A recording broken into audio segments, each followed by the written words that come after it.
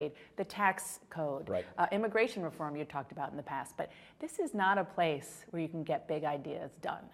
Oh, How do you change that? I completely disagree with that. When was the last big idea? This is the people's house. Right. This is where people come to serve their country. And if you don't like the direction the country is headed, then you have an obligation to the people of this country that sent you here. That's true historically, things. but how Right. in recent years it hasn't happened. Exactly right. That's why I said this speakership has to be differently. I cannot pick up where John left off. That is why, in discussing this with my House Republican colleagues, we all concluded jointly that this has to be done differently. So that's why we're wiping the slate clean. It's a new day, and we're going to go offense on ideas. We have to be a proposition party, an alternative party. That's where big ideas come from. We've been too timid for too long around here, and that is because we have not given people a sense of what we can do differently, how we can fix these problems, where we would go if we give them the chance, and that is what we have to do. How are you going to control the 40 or so members of that so-called Freedom Caucus in a way that John Boehner couldn't? Well, I think members were frustrated that they did not have really the opportunity to express their own views on the floor. I think the legislative process has been too tightly controlled and has to be reopened up. I want members of Congress representing their constituents having the ability and the process to actually advance ideas. So I think that frustration is frustration that I shared actually as a House Republican before becoming Speaker. And I think that's what our members want to see us do more of. And that's why I think I'm in this position. Do you think this means the end of the road for any hope of being president? Oh, I don't know, hope of being president? Meaning when you're Speaker of the I don't- House, it's a lot harder to... That's okay with me. That doesn't really bother me. If I really wanted to be president, I would have run in this cycle for the presidency. I had the chance and opportunity to do so. I chose not to do that. So I'm perfectly happy and content with this decision. Let's just look forward right now. There are people who want to defund Planned Parenthood. You have a budget deal in place thanks to your predecessor, John Boehner, but you still have to fund the government by December 11th or it will shut down.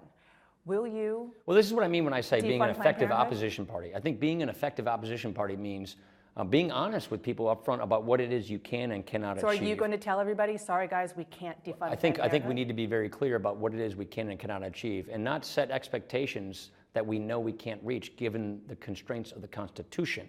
But we also have to push issues where we can push issues. We also have to speak truth to power. We have a president that isn't willing to listen, that isn't going to sign lots of our bills into law. We have a Senate that has a very difficult process when it comes to actually getting bills voted on. And so knowing that we have those constraints, we have to operate within those constraints. What will you say to your caucus about putting a rider in there, I don't- defunding Planned Parenthood? I don't Will think it happen? Planned Parenthood should get a red cent from the taxpayer. I've always believed that. I voted that way before these disgusting videos came out. But I believe we need to do our oversight. We're just beginning to start a committee to investigate Planned Parenthood. That's important. So the special committee on Planned Parenthood, I think, should be in the driver's seat of overseeing this process. But what will you are do we going to about- let me yeah. just get you there, Dana. Hang on a second. Okay. Are we going to let Congress work its will and have amendments come through the process and have regular order where we have conference committees? Yes. By not controlling the process so tightly held here, the speakership, by letting it go forward, I don't know what the outcome is going to be. You told members of the Freedom Caucus that you were not going to touch immigration reform, something that you worked really hard on. You went out and campaigned with one of the most liberal Democrats in Congress talking about it. Do you see any future for actually getting that done? And why did you make that promise if you want to do Because big this ideas? president tried to write the law himself. This president went beyond his separation of powers to try and write the law. Presidents don't write laws, Congress writes laws. This president tried to go around Congress to unilaterally write immigration law.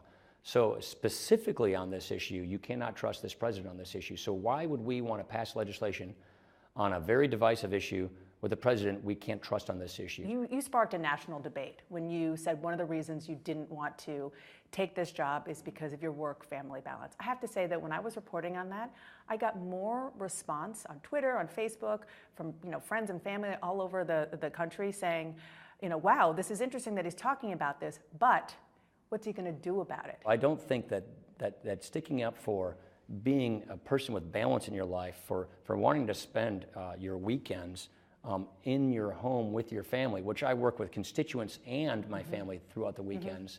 I don't think that means therefore you should sign up for some new unfunded mandate. No, and I completely get that, but I think it's more of the fact that women in particular heard you talking like this and said, wow, he gets it.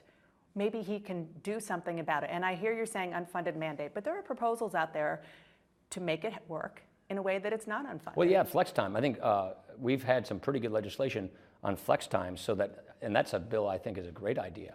So Martha Roby has legislation on giving briefly, the flex time legislation that Martha Roby has proposed is to give families more flexibility in their hours. It's more of a question of, since you are a next generation, you understand how hard it is, because most families, many families, you have two parents working, to bring the government policies and laws up to date with modern America. That's why I would recommend take a look at the Roby flex time bill.